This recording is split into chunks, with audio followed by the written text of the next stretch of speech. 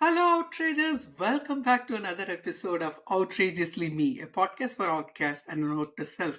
This is all of me, your host, Sri, and today I have a fantastic guest and my closest ally, Rita Ernst, who believes in igniting positivity at work to improve performance, culture, and well being.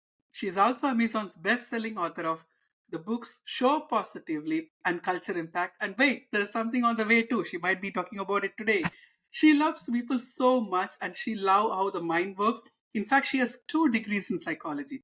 With 25 plus years of experience and helping business navigating challenges, she has truly found herself from time in and time out and renewed sense of who she is. And that's exactly what we are going to jump in today. Rita Ernst, welcome to the show.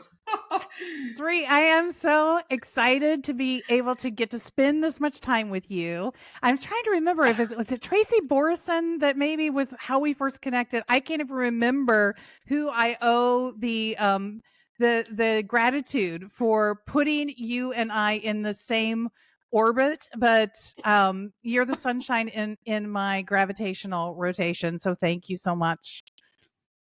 Oh my God, you are my sunshine, rainbow, and stars and the moon. So, first of all, congratulations on your daughter's graduation from St. Louis University. This is fantastic. And whenever I look at your photo, whenever I see you online, I don't think of you as a mom of somebody who graduated. I'm having a hard time thinking. How I'm did like, am that I happen? officially old? I might officially be old right now, but I don't feel any older than I did when I graduated from college. So there you go. Age is just a number, Sri. Age is just a number. And you know what? Before you know it, you're going to be doing these milestones with your son. Like it was pretty Yeah. extraordinary to think back. So my daughter was born in San Francisco in the summer. So if you know anything about San Francisco, in the summertime, it's fog and more fog. And so we were at the hospital on the top of the hill behind Twin Peaks. And I went into labor as we were making dinner and my water broke. And so we go to the hospital Hmm. and they say, "Oh, it's early. Just go home. You're going to have a while."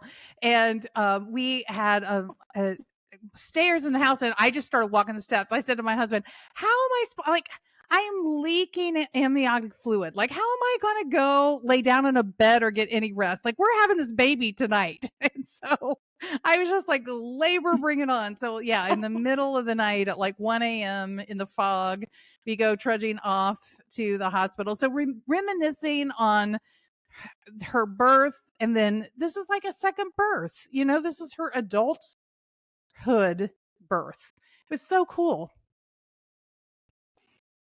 Yeah. In fact, you wrote about a post about it, and that's how I read it. And I really like the way the post flowed from your personal connections to your daughter and how far you have come in your own motherhood. And then it slowly turns into a little bit of political, a little bit of, positivity. And I really love the way you spin these stories. And I've noticed in every post of yours, even when you talk in live in LinkedIn, so you have a way of taking your personal experience and digesting it and also providing it in a way where people can take something out of it.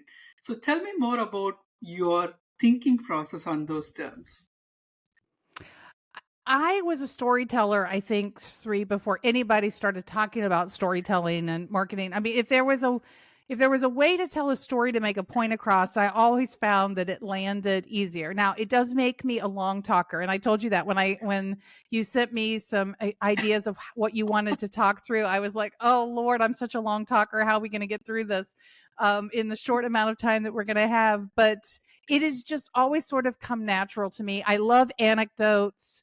I love simile and metaphor, although I have a hard time distinguishing between the two. So I usually just go with anecdote. But we have become a society where we are much more persuaded by people's personal Hmm. experience and their storytelling than we are facts. And I'm a scientist by training. So I love facts and I love science and I love images of the brain that show us what's lighting up and tell us what's really going on inside of our heads and all of those things. But at the end of the day, people they need the story, they need the beginning, the middle, the end, they need the cast of characters, they need that arc. And so I have always just naturally been somebody that used that story arc as a way to connect to others.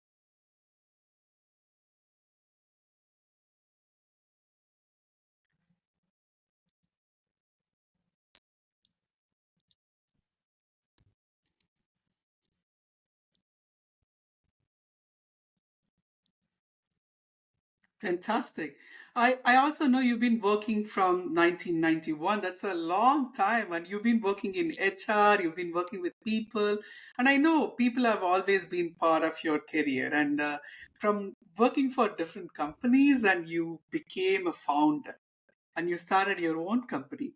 And can you tell me what was your point where you realized, oh, you know what, I have to do something here, and I have to own all of that, and I'm going to bring that equation to the forefront, and I want to run my own company. Can you tell me more about that? Well, I wish it was all as beautiful as you're describing. It was, I was, my husband and I left San Francisco to move back to the Midwest because his father was diagnosed with terminal cancer, and we had a newborn baby. My daughter was she was born a week maybe after he received his terminal diagnosis. And so she was a newborn, and I said, we can't be flying with a newborn. Like, I can't handle that. We knew eventually we would go back to take care of family. And we just had to make that decision. And so I looked around for an organization to join that at that time I was at Gap Incorporated. I was running the international sourcing and compliance areas as the head of HR, working directly with those business leaders. So I had teams located around the world, and we were very progressive, and I wanted something similar. And I found an opportunity, was very thankful. Back in those days, you still got relocation. So I got my family relocated, and started this job. But what I found was that the company had beautiful aspirations, but they were not living the values Mm, in those aspirations. And so most days I was showing up, being authentic to myself about my values that I brought into the workplace, and calling out where those values didn't always align with the mm, practices that I was seeing inside of my own team. So I was kind of a bit of a rebel, and maybe a rebel rouser at times. But it was because of my commitment to the values that I thought was important, mm, to being human centered in how we lead, and showing up in the world. But after about 3 years of that situation, my husband just looked at me and he said, "Just take a sabbatical and then come back and find something new. Like, you're not really loving this job," which he was right. I loved many of my coworkers. I loved the clients that I was serving, but I was a mom who was feeling torn between how to find that harmony of time with my rapidly growing toddler and time on the job. And the company had told me I needed to take a travel position in order to have any mobility. And with a toddler who it took me 2 years to conceive and give birth to her after we decided to start our family. And we had been together for 7 years just as a couple, enjoying our lives. So we had a lot of years before we chose to become parents. And I know you and your spouse understand this, Sri. Once you say, like, this is who we want to be, then you don't want to always be fighting with work. Work needs to mm, harmonize. It shouldn't be a battleground. It shouldn't be an either or. And nobody should feel like they're in this battle of choice all the time. It's not a healthy place to be. And I was very mm, fortunate. We mm, did very well in our real estate investment, moving from California back to Louisville, Kentucky area. And so we had the cushion to allow me to step away and do that. And so once I did that, and I was outside of the stress of all of that, lo and behold, we didn't think we were having any more kids, but I became pregnant with my second daughter. And at that point, it was just like, okay, I'm not going to step back into that corporate situation. And so this was in the early 2000s. And I know people have struggles even today. I know a lot of companies have made progress.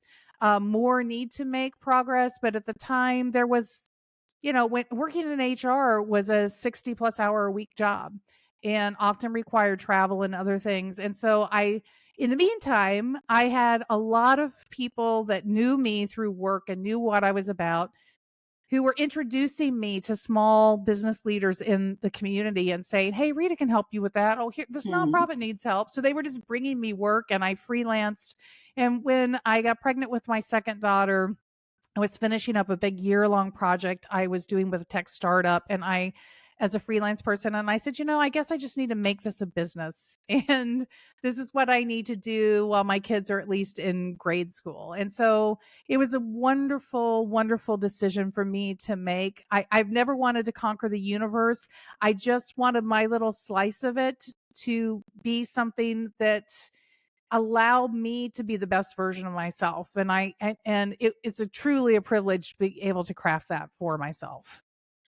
Mm, it's fantastic. I know you're a good storyteller, and the way you are narrating the story as well, going from working for a company who doesn't align with your values and understanding what that struggle is, and also navigating some of the important decisions of your parenthood and navigating that with your family and realizing it that, you know what, I know where exactly I fit in, and then I also am going to proclaim what's mine and I'm going to move forward. So I am very curious to understand, and this might be very interesting for our audience as well, the self leaning into the self journey, that relaxing into your own authenticity and relaxing into your own superpower. And it's an arc. I think now you can look back and see what this years of decisions that made you who you are, and how you claim that step by step.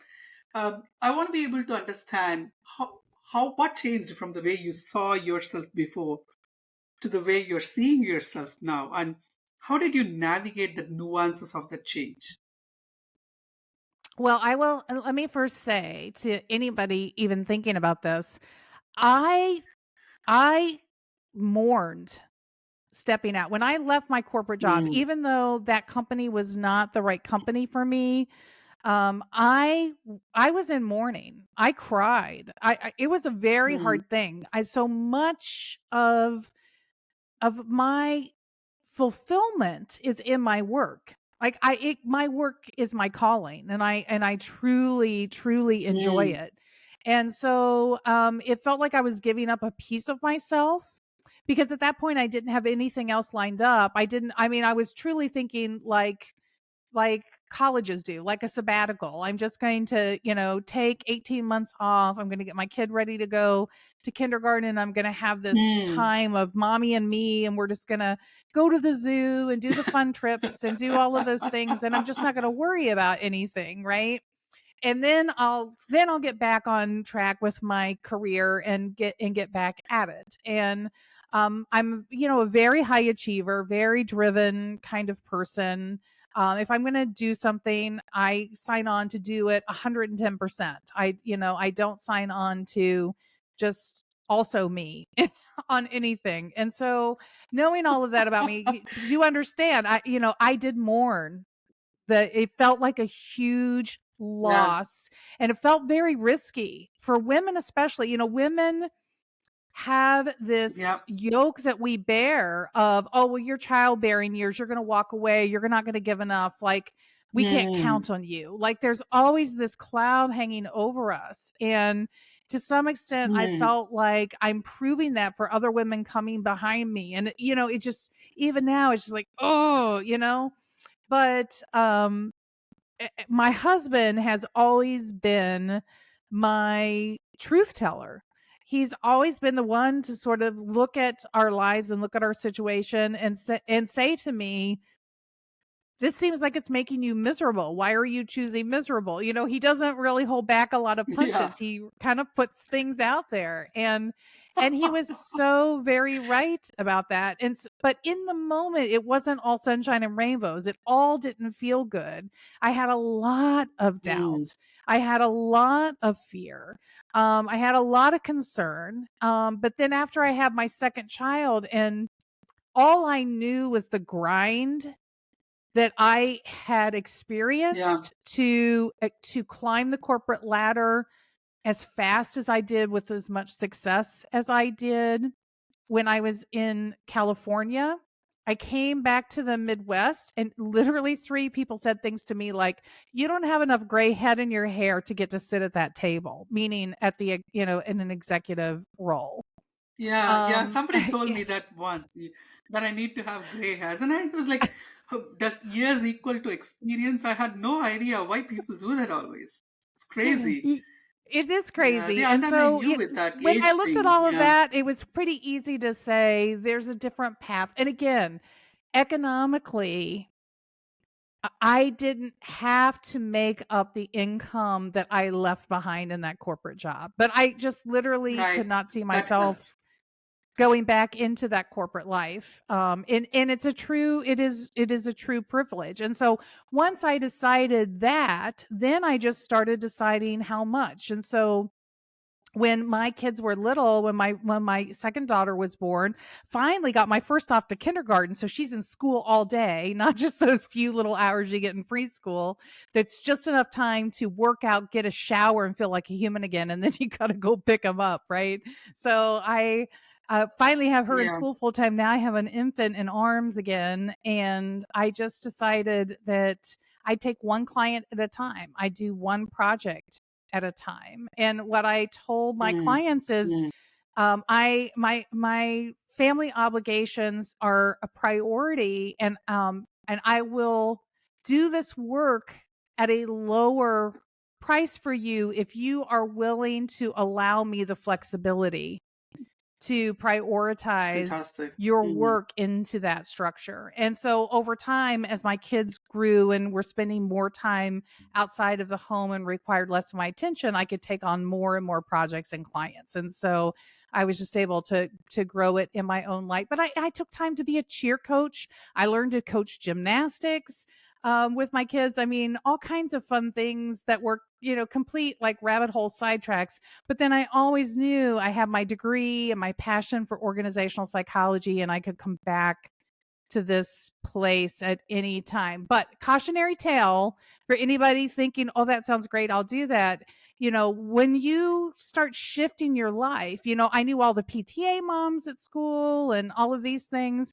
And I really did not keep up with my professional network and my professional relationships. And so when you're ready to step back in, it takes a while to rebuild all that stuff if yeah. you let it go dormant.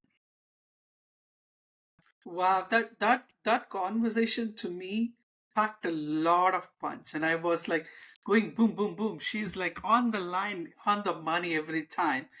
I really liked you started with the mourning aspect. Like you are not painting a pretty picture here. You're telling everybody how difficult it is when you start leaning into your core, that you have to shed all of that is unwanted, and you have to turn yourself inward and work on that journey, which means losing all the title that came with that who you were, to become who you have to be and you want to be, and who you meant to be. And that mourning is almost the mourning of self identity in some ways, and also a mourning of your associated identity with your work, like what work you've been doing, and having a value that is seen through your work rather than the value shine from within to the work. I think all of us go through that. We keep thinking the work is our identity, and when we step out of that, we have nothing. And as a woman, I think I really appreciate that you brought this to the table, that women do the fantastic job of birthing the next generation and taking a time to do that right. And it's such a hard job to balance that. And being a father myself, and there is no women in the house, and we both play that role. um, so I totally understand the guilt that comes with balancing work and balancing family. Am I doing enough here? Am I doing enough there? How do I balance this out? And getting judged for not being within the community when you come back to work, and doing that balancing act when men walk around as if nothing has changed in their life. And it actually is a lot more difficult for women to be out there. And I think this is also interesting because of these adversities, women reinvent themselves more and more than men. And I think jokes on them that you get an opportunity to reinvent yourself again and again and again. I really love that. And lastly, I really love that you have seen your privilege of that you had a cushion that you can work on, that the income that you didn't bring in wasn't that big of a problem. And you even talked about your real estate. And I think the interesting uh, line of talk that nobody talks about when you're doing something about yourself and when you're taking the self authenticity journey is that you're going to fail, and there's a lot of pitfalls, and it's completely worth it, I believe. What do you think so, Rita? I, absolutely. But Sri, I've met women who were raising their kids, working two jobs, and getting their education all simultaneously. And I taught some of them when I taught college, and I bow, like I'm just like. You are so much more than I could ever be to be able to manage all of those things. I often joke and say that, God knew when he separated my kids by 5 years that I needed that distance to be able to manage those things, but there are people that do not have the privilege that are doing all Yeah. of it simultaneously. And sometimes as a society, we're almost looking our nose down on that when we should be bowing to what it takes for somebody to try and balance all of those things, and not, like you said, not be the PTA mom that is nodding your finger because that person isn't showing up for every class party or whatever. I mean, we all have our own journeys to walk, but some people really have to dig deep, do not have the privilege of lining Mm, their ducks up in a row so nicely. And those people deserve a lot more applause than they get. yeah. And I think one aspect of your journey is that when you start becoming and taking control of your own life, and then you start your own journey of being a leader, I think. Like when you start doing things for yourself and figuring out you're naturally leading. You're no more in control of others and your life. You're in control. You're in the forefront. You're leading. And I think that's a fantastic journey. And when did you see yourself to be the leader from the follower? When did you see that change? Well, I mean, that honestly started for me the strongest when I was at the Gap, and I moved into um, leadership roles where I was leading significant functions of people. And I often, you're a younger father than I at this point, Sri. But I looking back, I went when we hit the terrible teenage years, I was like, all the ways that I led when I was in business, I should have been leading my kids that way. So that's a little tip for all of you young parents out there. All those leadership skills that you built in business, just turn around and use those in your family life. Things will go a lot better. And like you don't convince people of stuff because you'll never convince a teenager. You got to really use those skills that you developed in corporate life around how you persuade people to your way of thinking is just an example of that. But I think what is different in owning your own business from a leadership place, what I miss the most about corporate life is the team of people around you. I'm a solopreneur. I never wanted to build a firm and have a lot of employees and run, I get never trying to conquer the world, just trying to do what I love and make an impact, in my little way. And so because of that, I've had to be everything. And so, leadership, what is different in my solopreneurship from in corporate is in many ways in corporate, it was a people oriented focus of leadership. But when you run your own business, you are leading marketing, you are leading sales, you are leading business development, you are leading all of these things. And so, and less about leading people, although you might be leading contractors, but that those leadership skills around having vision and really knowing your values and what you stand for and thinking strategically about how you're aligning those things. Those are the kinds of leadership skills I think that you grow in a different way when you run your own business.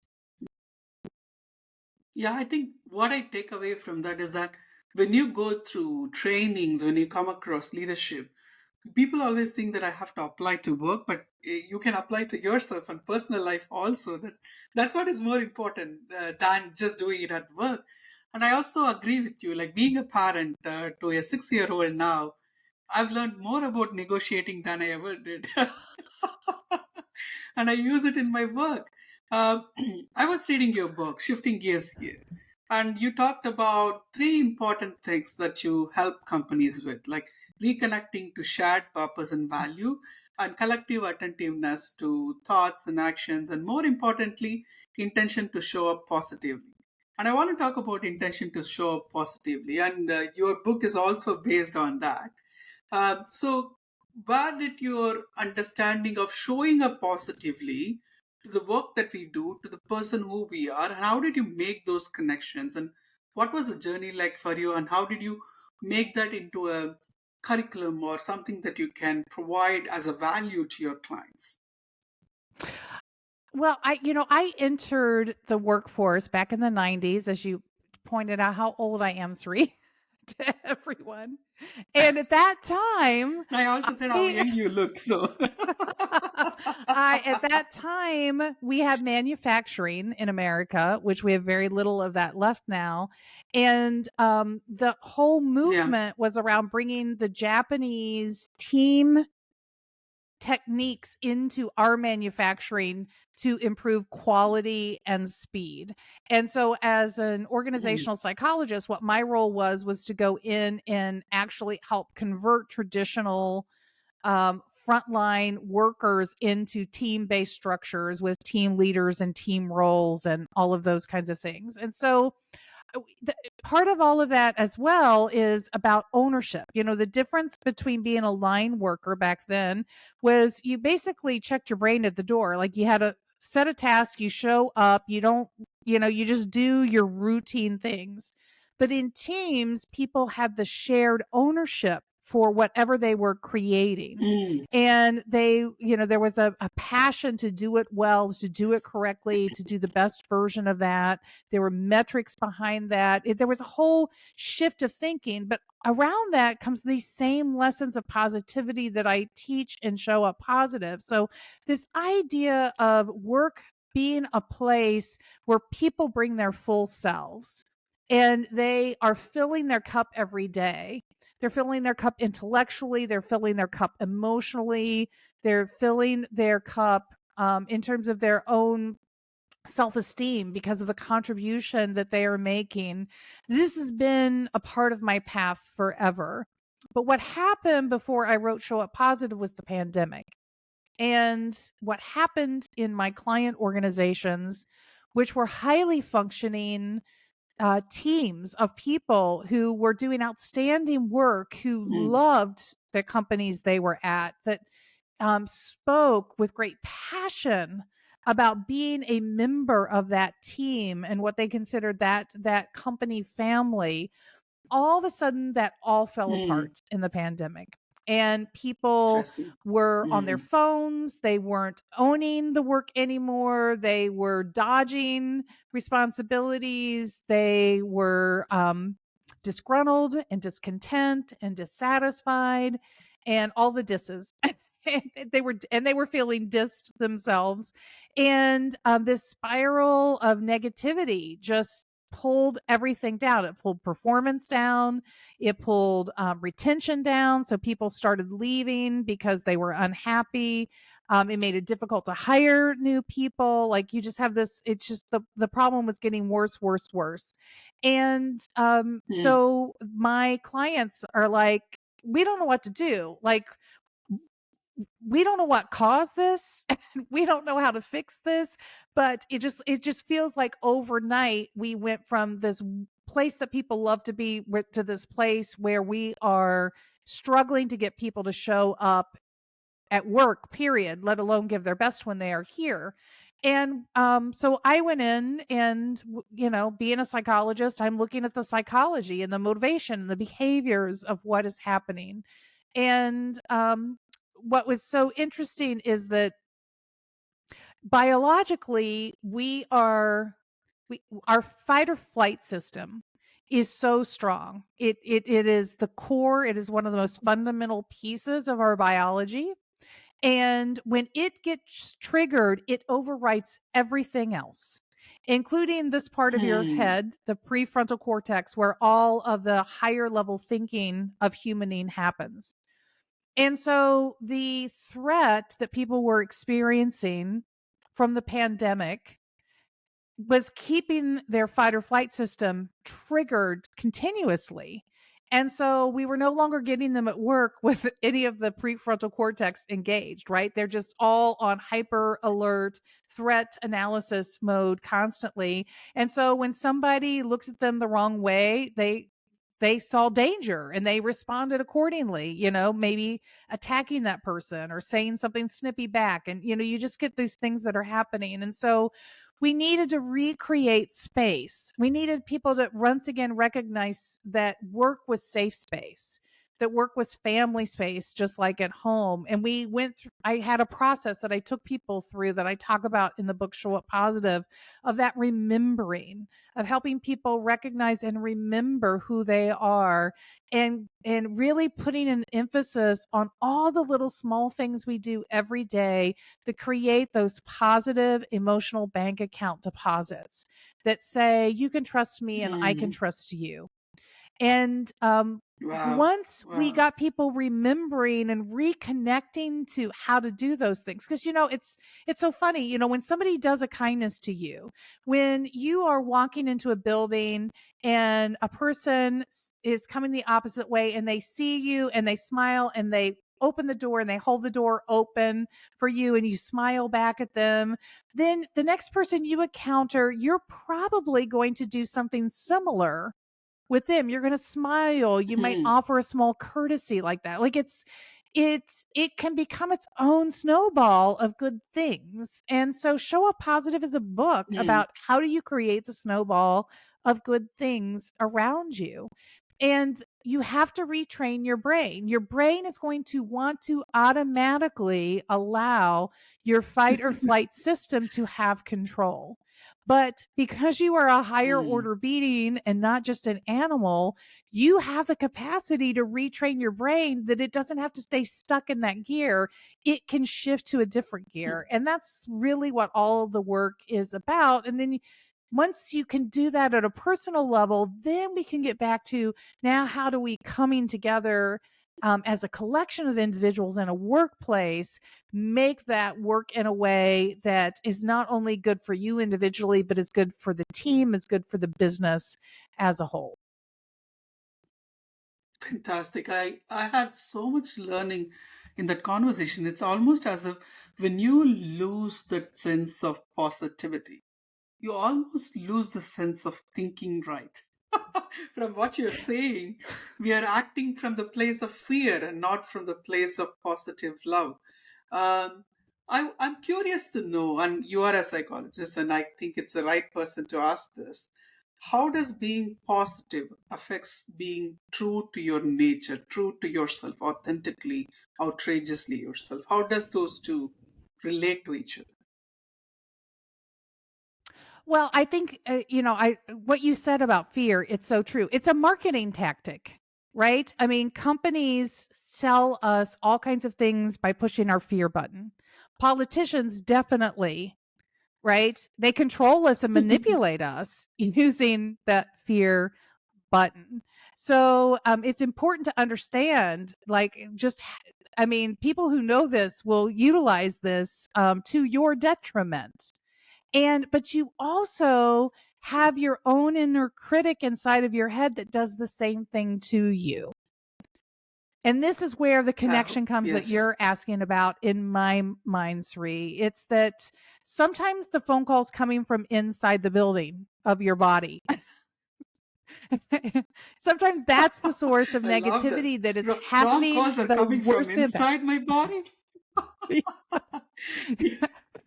You know, the horror movies where the babysitters, and the phone calls coming from inside the Yeah, I house, and she's know. like, oh my God, the killer's in the house. It's the same thing, right?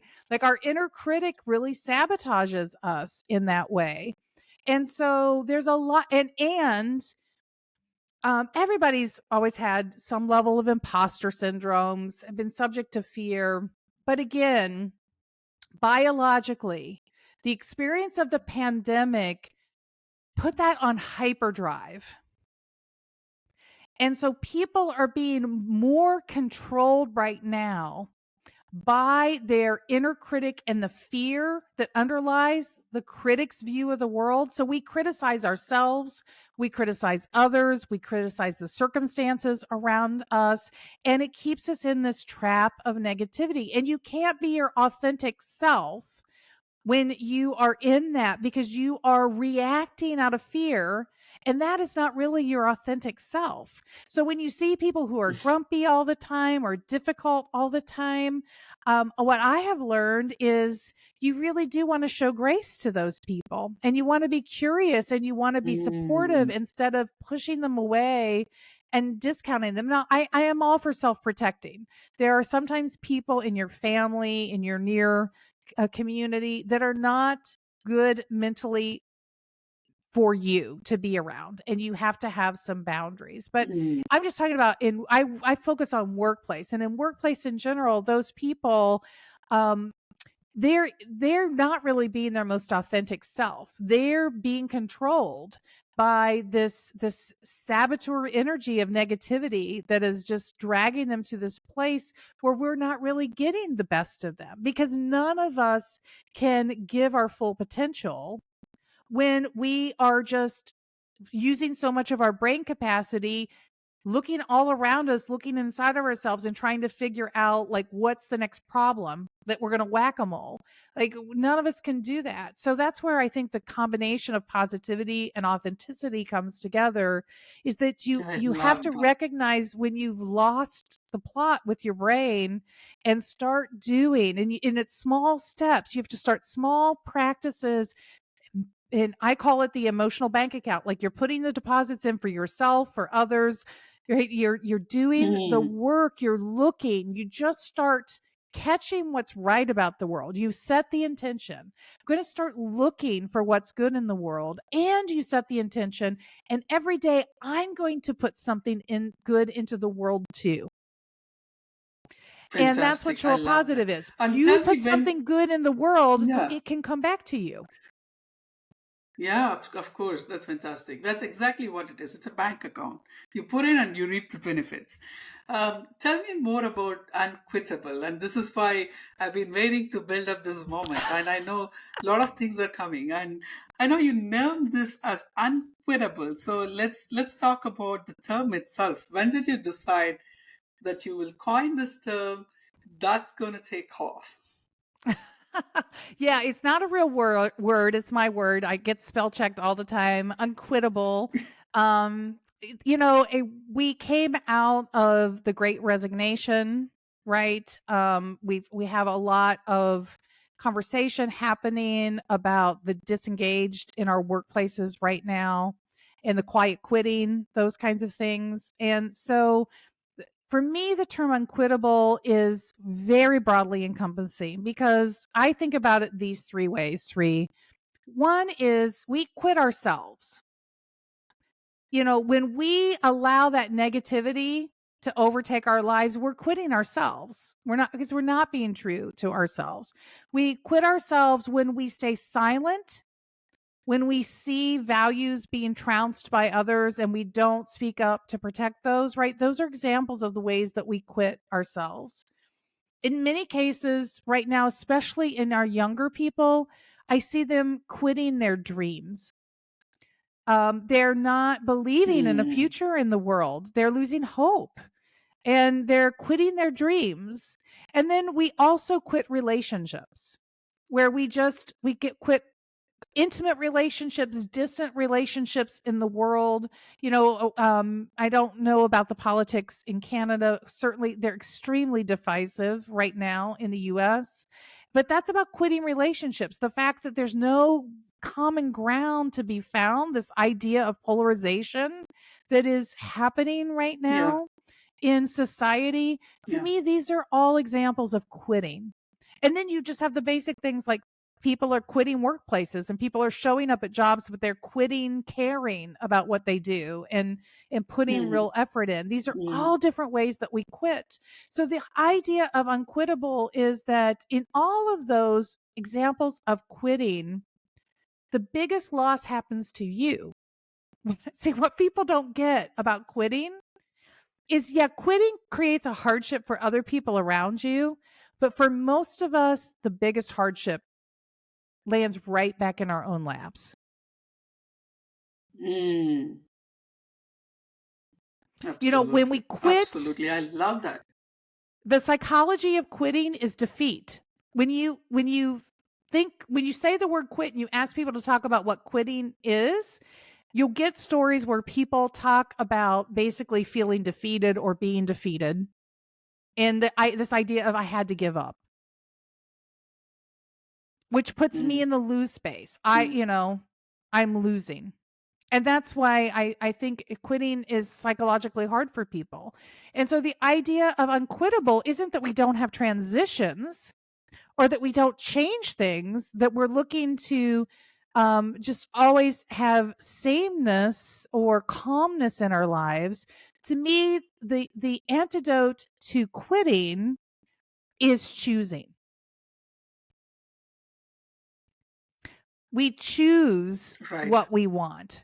We're not defeated, but we're deciding. And we're using our Mm. agency to make choice that makes the most sense for us at this moment in time.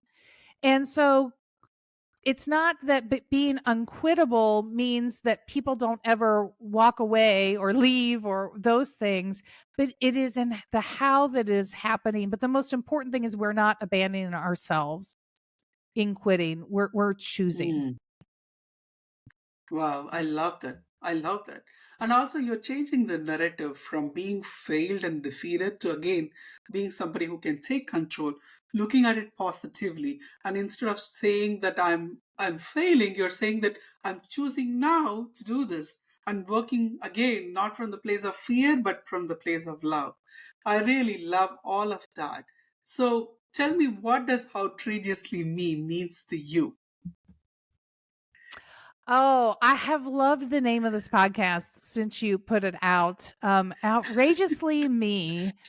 And this is my hope for everyone, right? Is that there's two pieces to it. One is you start with yourself, is that you let go of the worry, the concern, the need to feel that you will always be accepted by others.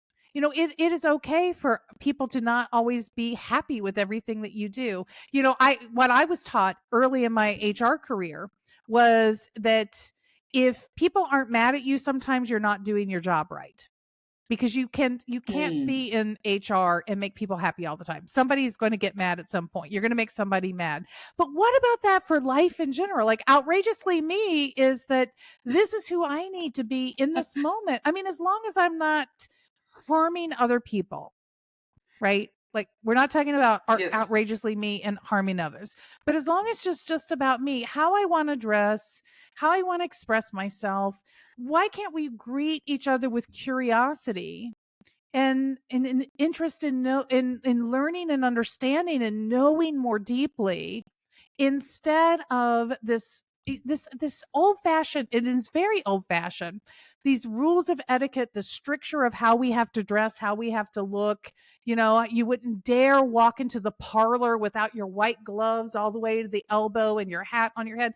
Like, over the centuries, we have moved past all kinds of different constrictions like that.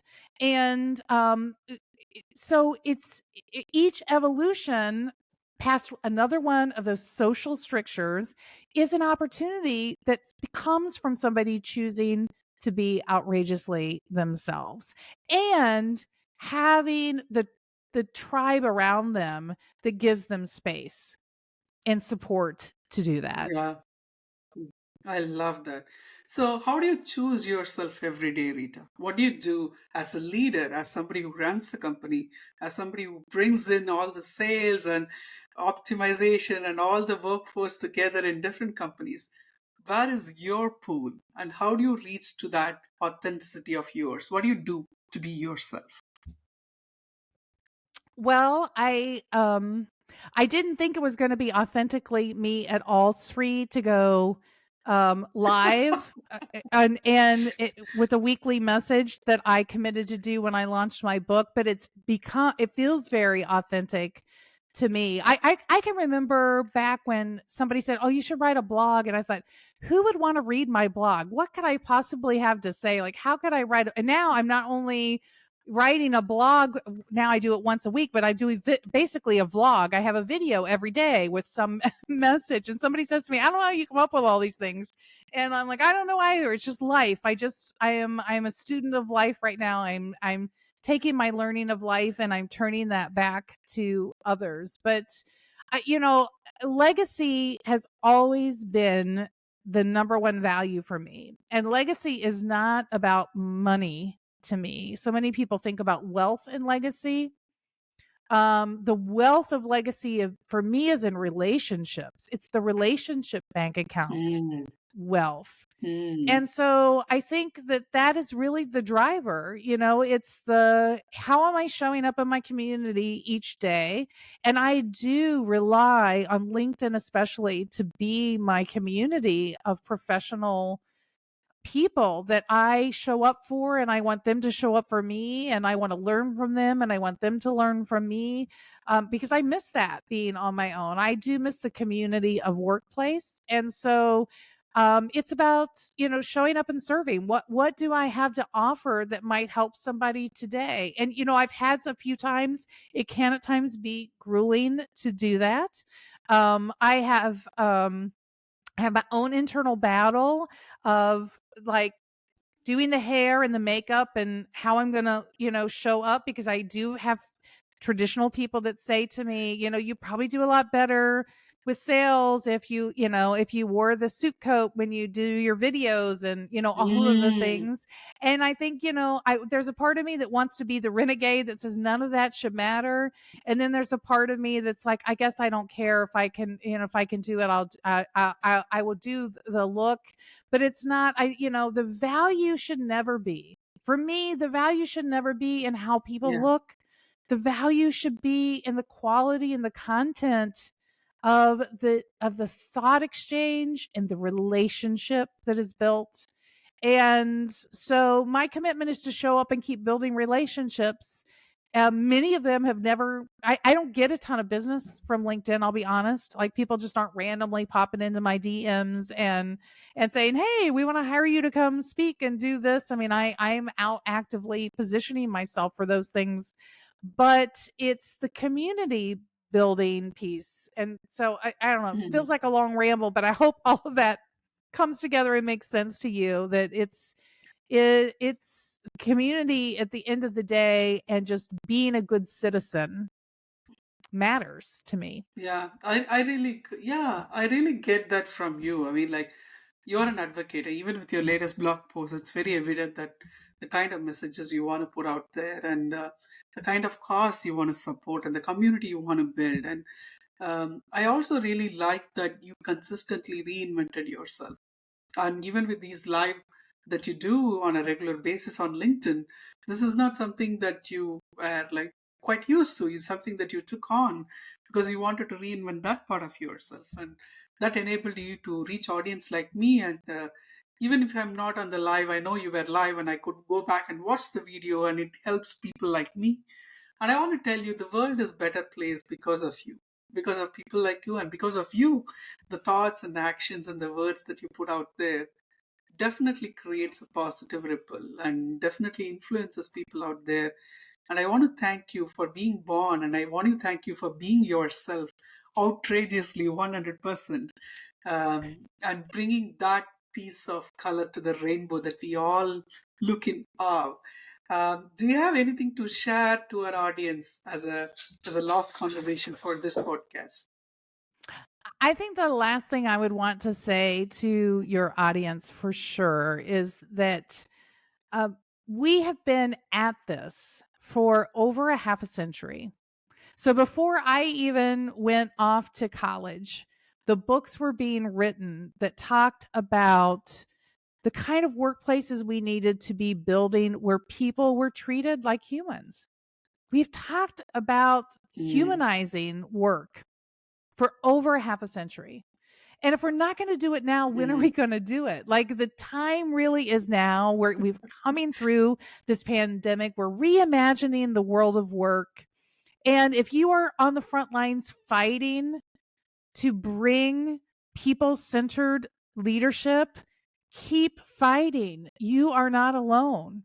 And if you are fighting against mm, that, please get curious. Please, think about that. Think about what future you want for your children. I have a mm. daughter entering the workforce. I Yeah, care about yeah, what her yeah. experience is. I hope she doesn't face the decision I felt like I faced of I either have a corporate job or I don't, but I can't be a mom and have a corporate job because I can't have well-being.